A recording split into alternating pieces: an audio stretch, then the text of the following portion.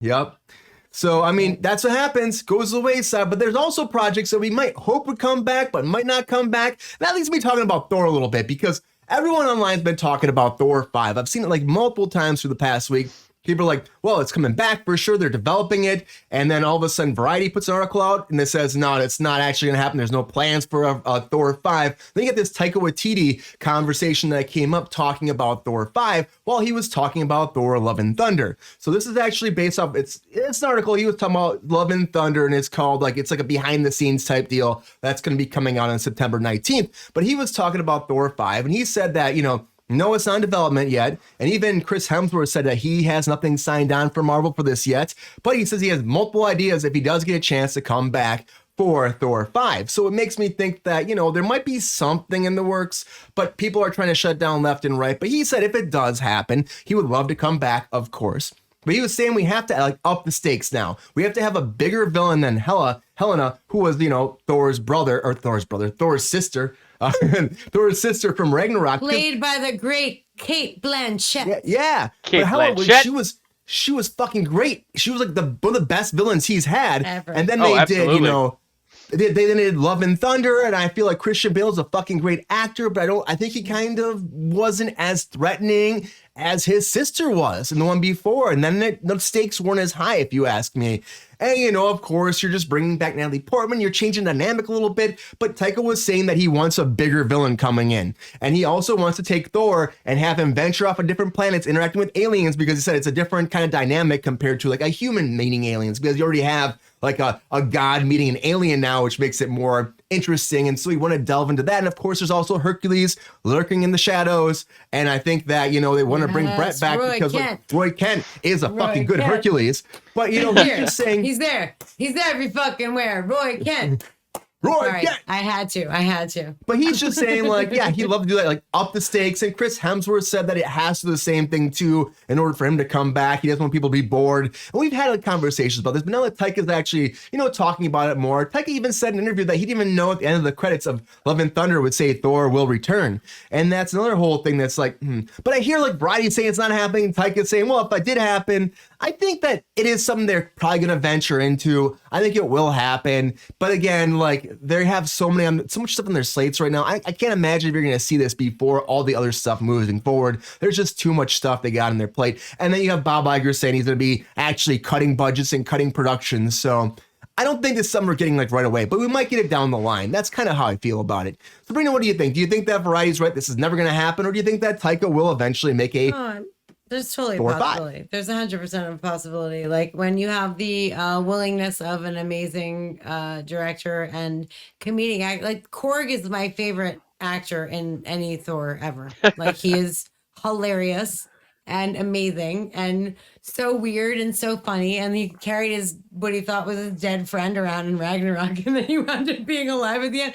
Awesome. He was so, and he called him New Doug. It was Thor was New Doug because everyone who came in just died. So it was Doug was the last person who died. So he was New Doug, which I love. I actually do that all the time, which is, not saying much about me, but I'm or I call people not something.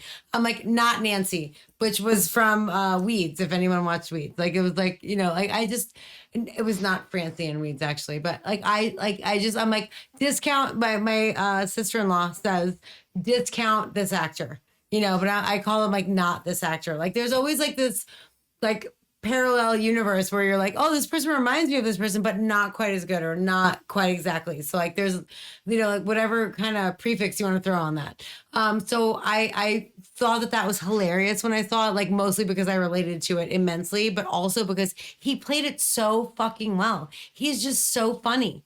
He is so funny on screen. And the fact that he writes and directs and does all these, Jojo Rabbit was fucking amazing. He has a new soccer show actually coming out with Fassbender starring in it, which I can't wait to see. I think it's gonna be amazing. It's debuting at the Toronto Film Festival shortly. Yeah, Taika. And I insanely respect his body of work and his sense of humor, and the way that he can make something that is dramatic also very funny. So I would love to see a Thor.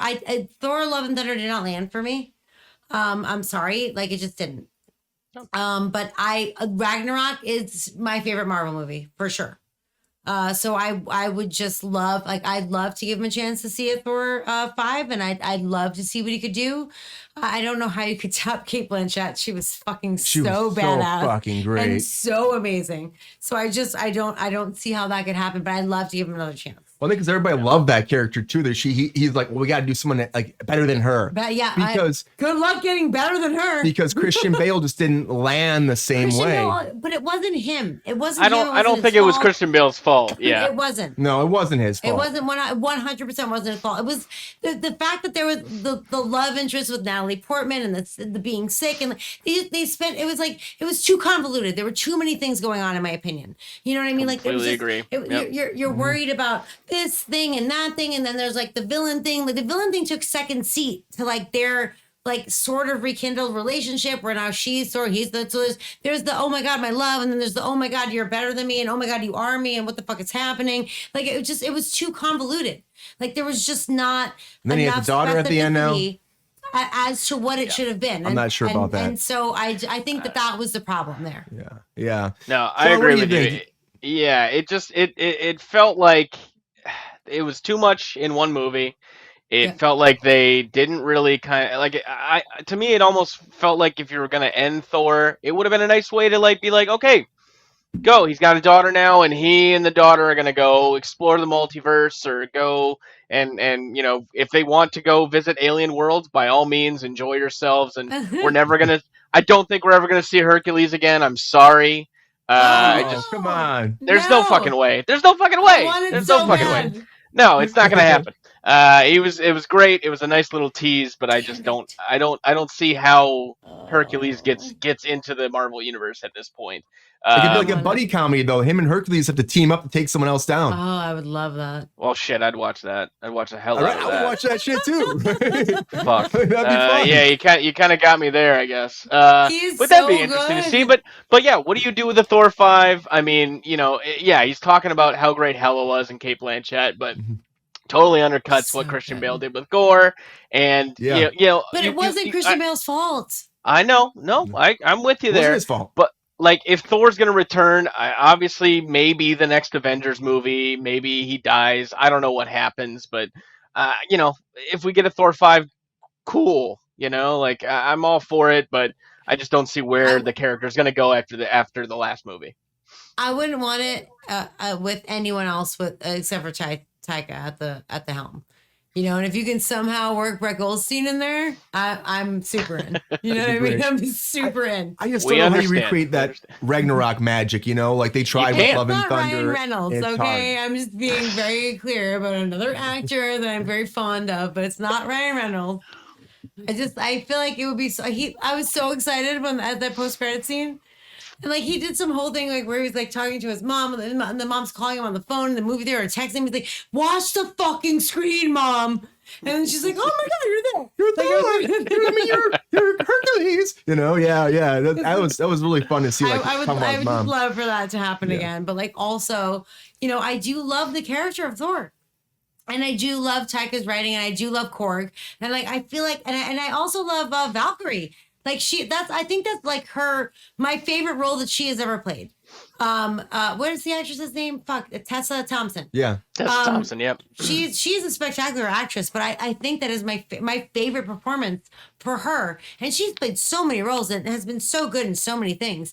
I love her as Valkyrie.